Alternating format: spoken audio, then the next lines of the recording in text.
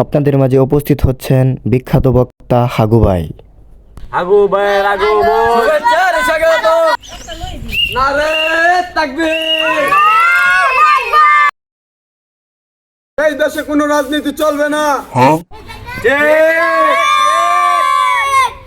এখন আর ছেলে মেয়েরা দেশের পরিস্থিতির কারণে এই ছেলে মেয়েরা এখন নষ্ট হয়ে গেছে। ইফটিজিং হয়, ছেলেরা ইফটিজিং করে এবং নারীকে নির্যাতন করে সব কিছু নষ্ট করে দিচ্ছে।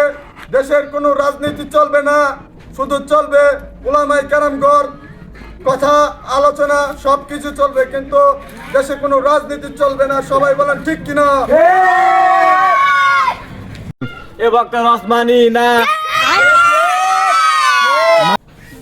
কি আমার মতো 2-4টা বক্তা আছে এই দেশে, আছে কিনা বলেন? ভাই কি বলেন?